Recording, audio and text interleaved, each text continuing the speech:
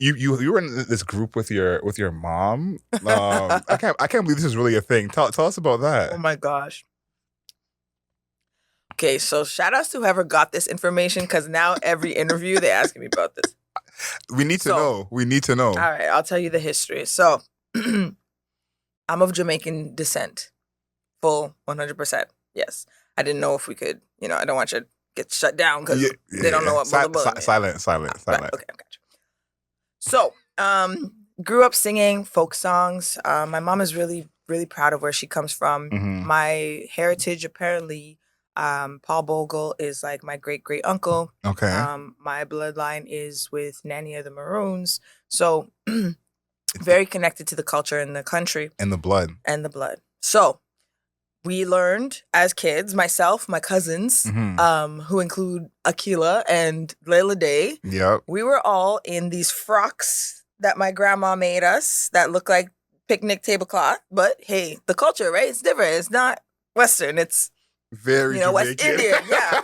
Like you're going to the market on a Sunday morning, and we had like the headscarves to match. Honestly, shout outs to my grandma though, because she sewed those with like the singer machine by hand. Like, that's real. Looking back, like there was love in there, and learning about our culture, it was really fun to do.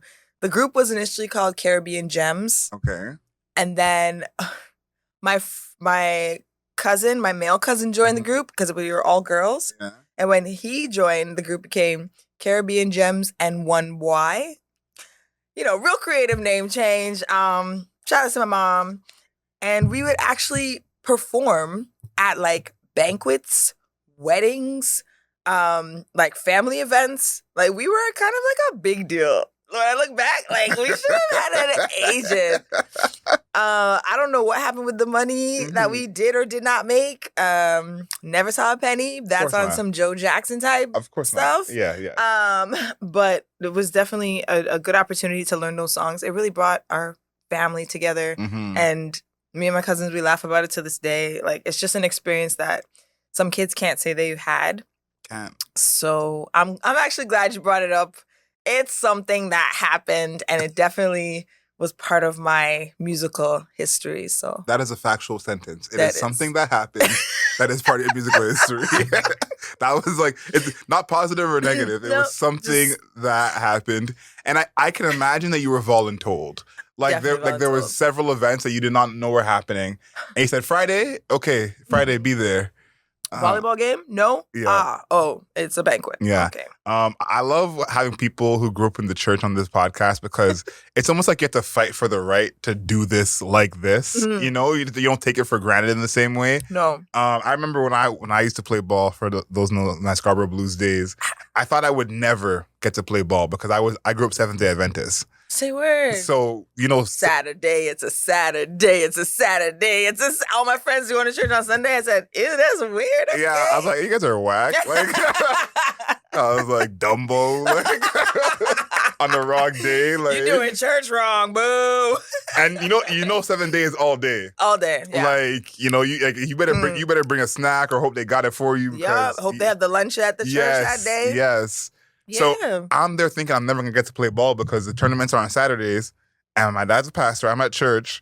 So when I got to play ball, I was pray for times like this to shine like this. Like, so hold on. You were playing church. You were playing ball on the Sabbath? Allegedly. Cannot confirm nor deny. Got it. Yes. But it is like that thing of like, you play and you do this art thing in church, but to do it outside of church is a whole different ball game. How much time you got? No, but tell us about that, because I think like now you've been doing this for so long, it's just we see you as this, but there must have been a time when it was like, okay, I'm doing this over here now. Like I gotta really step out. And then you kind of did that twice, going from like doing a lot of rap to R&B. We'll talk about that later, but like talk about that transition of, I'm performing in the church with the Gems and why to doing what you're doing now. None of that would have happened if I never moved out. I feel like as I stayed physically in the home with my very religious parents, my relationship, like my spiritual relationship, was like actually kind of hindered because even if we both were like, hey, we both love this hymn, let me play it like this, you know, there might be a situation where it was like, nah, that's too like ruckus, you know? Yeah. Like, you need to be more reverent. Like you need to do, you know, like have some respect for the Lord. So it was like it wasn't like a push-pull, like belief, no belief. It was like, this is how I believe, this is how I believe, right? But shout out to my mom now. She's actually pretty supportive, I guess, like, because I'm like doing well. You know, it tends to happen. Like, love you, mom. Out the trenches. You know, like, oh, she really did get it out the mud. All right, we with it, we rocking. Yeah. But she, you know, she grew up in a very Christian household. She actually like bounced around denominations. So like we were Baptist for a minute, then like, you know, then we went to SDA. But I find like when she became the first female elder of the church, she felt like, oh, this is progress. Like, you know, like we're breaking through. Because I was the kid who's like, I'm gonna wear my jewelry and my like makeup and my pants. You're a bod breed. Yes, I was. So when she became first, like, you know, there was like a whole like, what does that mean for me? Like, do I not have to give up my artistry because now everybody knows my mom is like, you know? So after moving out, I was able to really explore music across genres and really understand who I wanted to be as an artist. And I felt like because there weren't a lot of people at my church who could sing like as well as me, like humbly, whatever. Thank you, Lord, for the gifts.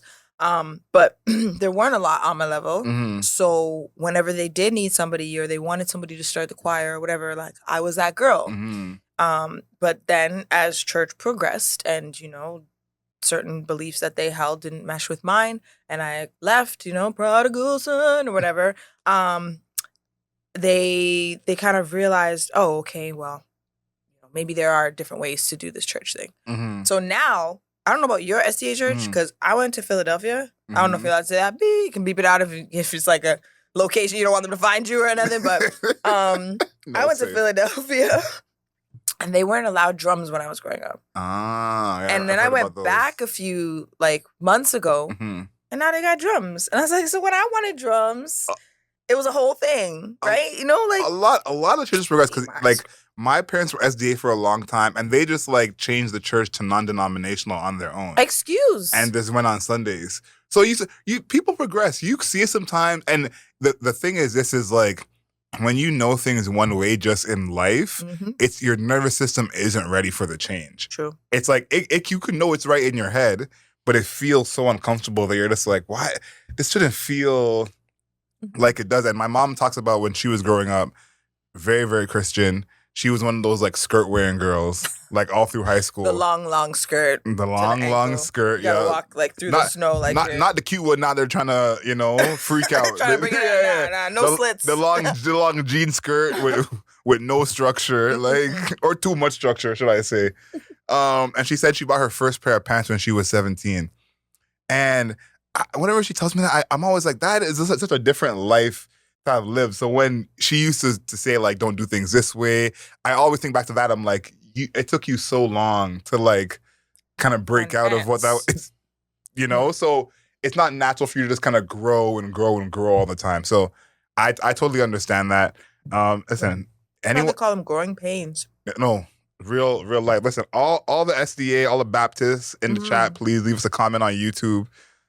This is for all the church kids who are outside backsliding. Hey, what's that song Terrace Martin got out now?